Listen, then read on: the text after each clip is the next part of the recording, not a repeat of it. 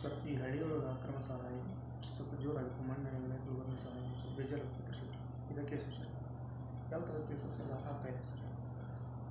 ನೋಡಿ, ಹಳ್ಳಿಗಳಲ್ಲಿ ಈ ಲಿಕ್ಕರ್ ಸಂಬಂಧಪಟ್ಟಂಗೆನ್ನು ನಮಗೆ ಮಾಹಿತಿ ಬಂದ ತಕ್ಷಣ ನಾವು ಅಟೆಂಡ್ ಮಾಡಿ ಕೇಸ್ ಮಾಡ್ತಾಯಿದ್ದೀವಿ. ಈಗಲೂ ನಾವು ಸಾರ್ವಜನಿಕರಿಗೆ ಹೇಳ್ತೀನಿ, ನೀವು ಯಾವಾಗ ರಾತ್ರಿ ಮಿಡ್ನೈಟ್ ಫೋನ್ ಮಾಡೋ ಸಹಿತ ನಾವು ಅಟೆಂಡ್ ಮಾಡಿ ಕೇಸ್ ಮಾಡಲಿಕ್ಕೆ ರೆಡಿ ಇದ್ದೀವಿ. ನಮ್ಮದೇ ಆದ ಟೀಮ್ ಬಿಟ್ಟಿದ್ದೀವಿ. ಈ ಸಂಬಂಧಪಟ್ಟಂಗೆ ನಮ್ಮಲ್ಲಿ 2024ರಲ್ಲಿ 168 ಪ್ರಕರಣ ದಾಖಲಿಸ್ಕೊಂಡು ಟೋಟಲ್ ಎಲ್ಲ ನಮ್ಮ ಡಿಸ್ಟಿಕಲ್ಲಿ. ಹಾಗೆ ಈ ವರ್ಷ 33 ಕೇಸ್ ಆಲ್ರೆಡಿ ದಾಖಲಿಸಿಕೊಂಡು ಫರ್ದರ್ ಇನ್ನೂ ನಾವು ನಮ್ಮ ಎಲ್ಲ ಅಧಿಕಾರಿಗಳಿಗೆ ಸೂಚನೆ ಕೊಟ್ಟಿದ್ದೀವಿ.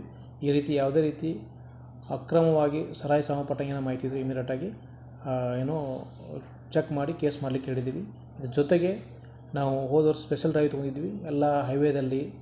ಆಮೇಲೆ ಅಲ್ಲಲ್ಲಿ ದಾಬಾಗಳು ಸ್ಪೆಷಲಾಗಿ ಏನಿರ್ತವೆ ಅಂಥವು ಎಲ್ಲೇ ಸರ್ಪ್ರೈಸ್ ದಾಬಾ ಚೆಕ್ ಮಾಡಬೇಕು. ಅಂಥವೇನಾದ್ರು ಕಂಡು ಬಂದರೆ ಇಮಿಡಿಯೇಟಾಗಿ ಕೇಸ್ ಮಾಡಲಿಕ್ಕೆ ಹೇಳಿದ್ವಿ. ಆ ಸಂಬಂಧಪಟ್ಟಾಗ ನಾವು ಸ್ಪೆಷಲ್ ಡ್ರೈವ್ ಮಾಡಿ ಆಲ್ರೆಡಿ ಕೇಸು ಮಾಡ್ತಾಯಿದ್ವಿ ಅಂತ. ಈ ಡಾಬಾ ಹೇಳಿದ್ರು ಸರ್, ಆಲ್ಮೋಸ್ಟ್ ಡಾಬಾದೊಳಗೆ ಏನಿಲ್ಲ ಅಂದ್ರೆ ಯಾರು ಬರಲ್ಲ ಅಂತೇಳಿ ಏನೇನು ಸಪ್ರೇಟಾಗಿ ಅವರ ತಂದು ಕುಡಿಯುವಂಥದ್ದು ಡಾಬಾ ಇಲ್ಲ, ಅದೇ ನೋಡಿರಿ, ಈಗ ಒಂದು ಇದರಲ್ಲಿ ಏನಾಗತ್ತೆ, ಸಾರ್ವಜನಿಕರ ಮಾಹಿತಿ ಅಷ್ಟೇ ಇಂಪಾರ್ಟೆಂಟ್. ನಾವು ಸರ್ಪ್ರೈಸ್ ಚೆಕ್ ಮಾಡಿದ್ರೆ ನಂಗೆ ಗೊತ್ತಾದ್ರೆ ನಾವು ಆಲ್ರೆಡಿ ಲಾಸ್ಟ್ ಇಯರು ಸುಮಾರು ದಾಬಾಗಳಲ್ಲಿ ಕೇಸ್ ಮಾಡಿದ್ದೀವಿ. ಜೊತೆಗೆ ಅವ್ರ ಲೈಸೆನ್ಸ್ಗಳು ಸಹಿತ ಅದು ಮಾಡಲಿಕ್ಕೆ ಮಾಹಿತಿ ಕೊಟ್ಟಿದ್ದೀವಿ. ಇದ್ರ ಜೊತೆಗೆ ಲಾಸ್ಟ್ ಇಯರ್ ಈಗ ಸರ್ಪ್ರೈಸ್ ಚೆಕ್ ಮಾಡಬೇಕು ಒಂದು ಕಡೆ ನಮಗೆ NDPS ಮೆಟೀರಿಯಲ್ ಸಿಕ್ತು. ಆ ಸಂಬಂಧಪಟ್ಟ ಸಹಿತ NDPS ಕೇಸು ಮಾಡಿದ್ದೀವಿ ಅಂತ. ಏನು ಹೇಳ್ತೀರಿ ಸರ್ ಈ ಅಕ್ರಮ ಸಾರಾಯಿ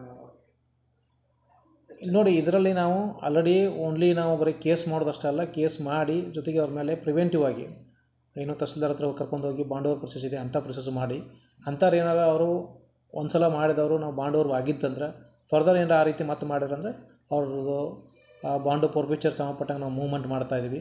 ಆ ರೀತಿ ಏನಾದ್ರು ಮತ್ತೆ ಅಫೆನ್ಸ್ ಮಾಡಿದ್ರೆ ಆ ದಂಡನ ಅವರು ಸರ್ಕಾರ ಕಟ್ಟಬೇಕಾಗತ್ತೆ. ಅದನ್ನು ಪ್ರೊಸೆಸಲ್ಲಿದೆ.